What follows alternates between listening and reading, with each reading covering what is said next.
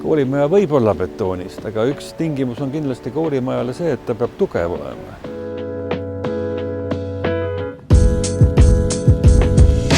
Haigla, vangla ja koolimaja on 3 tugevat maja, mis saavad hästi patti.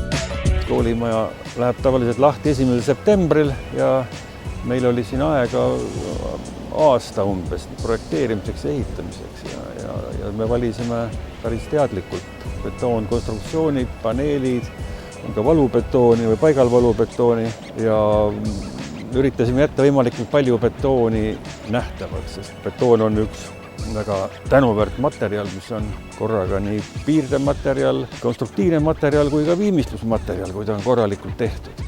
Kõik majad ei pea olema paksust kivist, ka betoonist ei pea olema, betoon peab olema õige koha peal.